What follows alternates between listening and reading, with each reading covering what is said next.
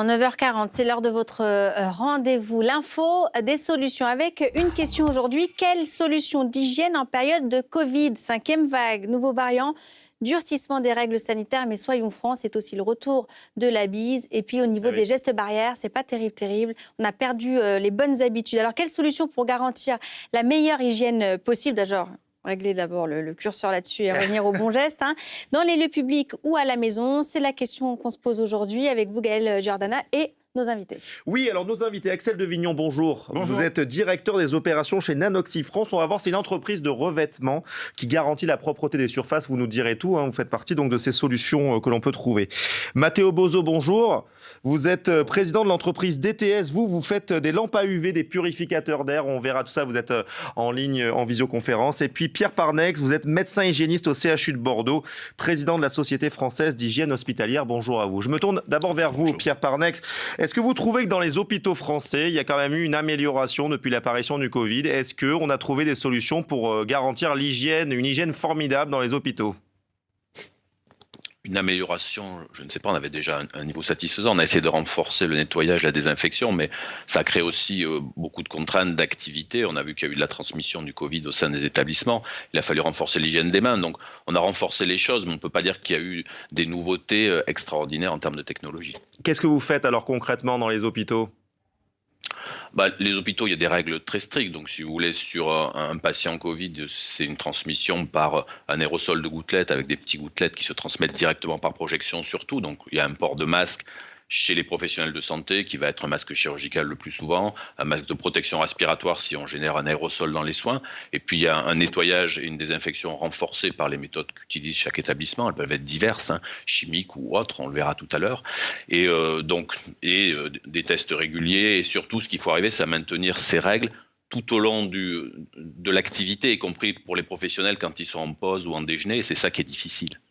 Alors Myriam, nous on cherche des solutions ce matin. Axel Devignon est avec nous. Alors vous avez inventé un procédé révolutionnaire finalement. Expliquez-nous, c'est un revêtement que vous mettez sur une surface et grosso modo il n'y a plus de virus pendant 1 an. Exactement, c'est un revêtement qu'on fournit depuis 2017 qui est un revêtement photocatalytique. C'est-à-dire qu'il s'active à la lumière naturelle et artificielle. C'est ça l'innovation d'ailleurs de ce produit-là. Et qui pendant 1 an détruit toutes les matières organiques qui sont à la surface traitées. On pourrait mettre ça dans les hôpitaux, par exemple. Pierre Parnex, il pourrait en acheter de ça? Absolument. Sur nos ordinateurs, par exemple. On peut mettre ça sur les ordinateurs, on peut mettre ça sur tout type de surface, on peut mettre ça dans les hôpitaux. On a d'ailleurs fait un test cette semaine même à la PHP, dans un hôpital. Donc ça fonctionne partout, effectivement. Et qu'est-ce qu'on peut attendre de tout ça? Ça dure 1 an. C'est cher, ce genre de procédé. Combien vous vendez ça? Alors, le prix dépend de la surface à traiter. C'est plus ou moins complexe à traiter, mais grosso modo, on se situe entre 5 euros et 30 euros le mètre carré.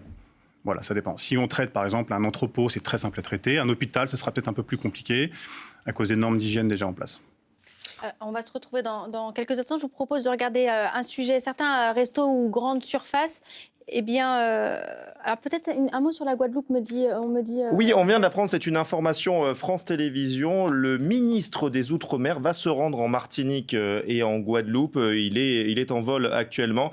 Il va rencontrer notamment les politiques et les syndicats sur place pour éventuellement évoquer cette question donc de l'autonomie de la Guadeloupe et également parler de l'obligation vaccinale. C'est une information France Télévisions. Il sera donc sur place en fin d'après-midi. On y reviendra évidemment dans nos éditions suivantes. Myriam. L'info des solutions, on revient sur les mesures d'hygiène, les solutions pour éviter les contaminations. On a un petit sujet qui a été préparé par Valentine Poncy et Denis Tanchereau. C'est à l'entrée des restaurants et des grandes surfaces, une innovation francilienne, une machine désinfectante capable de lire les QR codes. Regardez.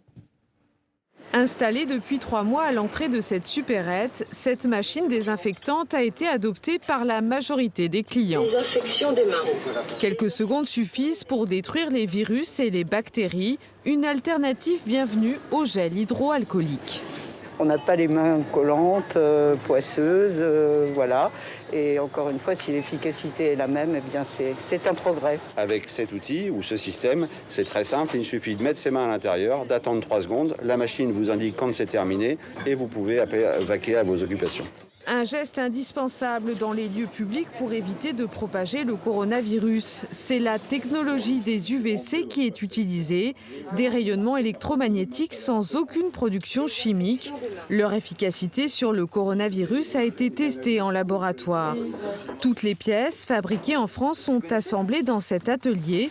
200 machines sont produites chaque mois et la cadence s'accélère. On voit qu'il y a plein de trucs pour améliorer l'hygiène. Matteo Bozzo, vous êtes président de l'entreprise DTS. Alors expliquez-nous, vous faites des lampes à UV, des purificateurs d'air pour tuer les virus ? Oui, tout à fait. Alors, en fait, chez DTO Solutions, on fabrique des systèmes de désinfection par la lumière, donc qu'on vient de voir précédemment. Et nous, on va vraiment l'installer dans ce qui va s'appeler des chariots, donc des robots qui vont se déplacer de manière tout seul, des purificateurs d'air justement pour protéger les salles, les classes, pour pouvoir filtrer l'air en continu, même sans filtre, ça a une efficacité. Le but est vraiment de pouvoir simplifier et automatiser toujours ce genre de système. C'est vrai qu'on rentre un peu on voit avec le virus qui est le nouveau variant, on espère n'est pas aussi compliqué, ou les autres pandémies qui vont arriver. On peut automatiser tout ce qui est désinfection et la sécurisation des ERP, donc des lieux recevant du public, pour justement permettre de continuer de vivre, même avec un virus, même avec un nouveau variant ou une nouvelle épidémie. C'est vraiment le travail qu'on veut mettre en place pour simplifier. Et effectivement, on a aussi le côté hospitalier, qui était vu précédemment, où on travaille justement avec un hôpital en Île-de-France pour pouvoir réduire surtout les temps de désinfection. Parce que la dernière information que j'avais eue, c'était par exemple entre 1 heure et 1h30 pour désinfecter une chambre Covid-19. Une fois que le patient est sorti, avec les UVC, on peut facilement arriver à 20-30 minutes en réduisant surtout la charge de travail. C'est des systèmes qui vont être automatisés, qui vont permettre d'éviter de devoir désinfecter manuellement les lieux. Et comment... Pardon, vas-y. Juste une chose, vous avez décidé de développer ces innovations après la pandémie, ou vous étiez déjà dans les mesures d'hygiène et dans ce type d'axe, ou alors c'est vraiment une innovation d'adaptation ? Alors, en tout cas sur les UVC, sur la désinfection de surface et de purification d'air, effectivement, c'est une innovation qui est arrivée avec le premier confinement, où on s'est rendu compte qu'il y avait vraiment une problématique à ce niveau-là, où en fait les lieux, on devait les fermer, c'est-à-dire qu'on avait plus depuis 1 million de lieux en France qu'on a dû fermer à cause du Covid-19, à cause de la pandémie, alors qu'au niveau technologie, on l'a vu même avec les revêtements, on a les moyens technologiques au jour d'aujourd'hui de réduire ces effets de pandémie. On a de quoi s'empêcher. Effectivement, nous, on a vu les ultraviolets, qui est utilisé depuis plus de 30 ans dans l'agroalimentaire et dans la désinfection de l'eau, mais qu'on peut mettre sur la désinfection d'air et des surfaces pour justement sécuriser et éviter la fermeture de temps et de lieu en cas de nouveaux variants, en cas de nouvelles pandémies. Donc c'est vraiment permettre de créer un système sécurisé, simple et efficace, qu'il faut automatiser, c'est important pour éviter que les gens aient à faire cette désinfection continue manuelle. Pierre Parnex, est-ce que ça vous intéresse, ces lampes à UV dans votre hôpital ? Je crois qu'on a besoin d'innovation technologique en hygiène parce que pour contrôler le risque, il faut de différentes façons et tout ce qui est automatisé est important. Après, il faut que chaque innovation ait la capacité à montrer son efficacité. Pour les surfaces antimicrobiennes, il y a depuis 2019 une norme française, AFNOR, qu'on peut passer et donc qui demande de réduire d'un facteur 100 la contamination par 4 bactéries en 1 heure. Donc si une surface présente ces caractéristiques, elle est évidemment intéressante. On aimerait en avoir plus en milieu hospitalier. Les UVC sont plus anciens, ils sont connus, largement utilisés aux États-Unis. On manque de normes aussi dans ce domaine. Il y a une première norme préliminaire que l'AFNOR a fait. J'espère qu'elle va se concrétiser. Et c'est évidemment une innovation intéressante qui commence à s'implanter dans nos hôpitaux. Et c'est vrai que la rapidité, l'absence de produits chimiques est intéressante. Les UV aussi, il ne faut pas exposer ses yeux. Mais je crois que toutes ces innovations sont intéressantes. Il faut avoir des standards pour apprécier leur qualité, pouvoir comparer les produits sur le marché. Quand j'entends une désinfection des mains en 3 secondes, je me pose quand même quelques questions. Axel de Vignan, vos innovations futures, comment vous voyez l'avenir de l'hygiène en pleine période de pandémie?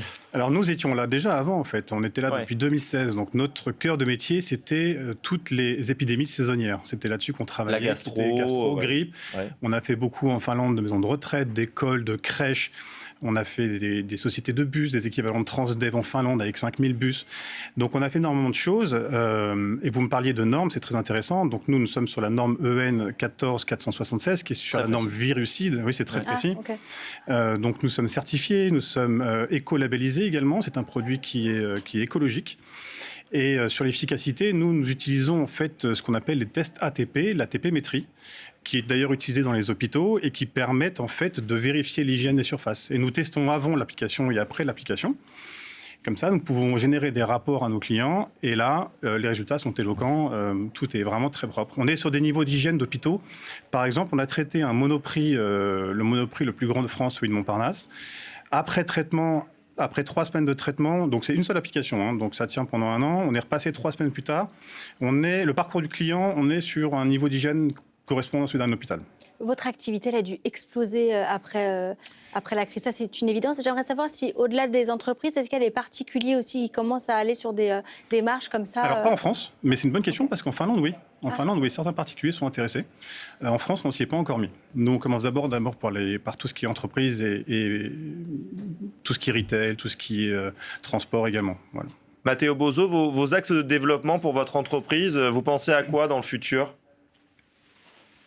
Alors pour l'instant, surtout, on est en train de terminer de sortir le premier robot de désinfection intelligent qui permet de désinfecter n'importe quelle salle assez rapidement sans présence humaine.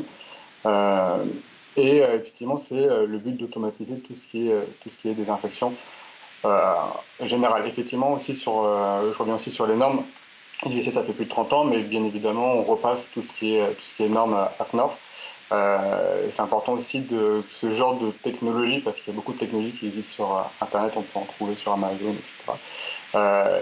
C'est important d'utiliser des appareils qui sont certifiés, fabriqués par des professionnels et qui sont déjà présents, parce qu'effectivement, il ne faut pas exposer les yeux, ni la peau, normalement. C'est une question de dosage. Donc, il y a des normes à respecter, c'est très important de les suivre. Et au niveau de l'évolution aussi, c'est surtout de rendre la désinfection écologique. C'est effectivement, on utilise énormément de produits chimiques, d'autant plus avec le Covid-19.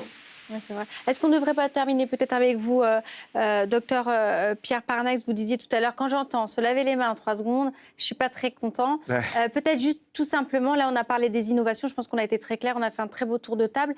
Juste avant de se quitter, rappelez qu'en fait ça passe surtout par les mains. Est-ce que vous pouvez nous redire, parce que ces gestes barrières, malheureusement en fait, en ce moment, on s'en détache, on en a tous un petit peu marre, il ne le faut pas. Vous nous rappelez un petit peu le b.a.-ba de ce qu'il faut faire? Je crois qu'il faut avoir une bonne hygiène des mains, toujours son produit hydroalcoolique dans la poche, et on va l'utiliser avant de rentrer dans un supermarché. Après, des fois, il y en a accessible à l'entrée, on peut l'utiliser aussi en sortant d'un transport en commun pour éviter que ce virus sur les mains ne vienne sur votre visage si vous portez les mains au visage et pénètre par la bouche, le nez ou les yeux. Après, il faut porter son masque dans les situations où il est indiqué, ça c'est important aussi, puisqu'on ne recevra pas des gouttelettes contaminées dans les mêmes zones. Et puis, garder quand même sa distance sociale quand on le peut. Quand on organise un repas, on garde une distance aussi. Les pauses repas, on se méfie pour pas être en vis-à-vis direct avec les gens. Donc, et puis il y a aussi dans les zones confinées, il faut aérer régulièrement, au moins avant-après un repas ou quelque chose comme ça. Donc c'est des gestes assez simples mais très itératifs. Et donc c'est important de ne pas tout oublier. Parce que ça nous protège évidemment du Covid, mais ça nous protège de la grippe, des gastroentérites et de beaucoup de choses. Donc les innovations viendront nous aider en plus parce qu'elles sont automatisées, elles sont fiables, mais les gestes barrières sont un complément indispensable. On ne peut pas les appliquer dans 100%, mais si on arrivait à 80%, on serait déjà très très bien. Merci beaucoup, messieurs. Merci Pierre Parnax d'avoir été avec nous en Skype. Matteo Bozzo également et Axel Devignon qui vous êtes déplacé sur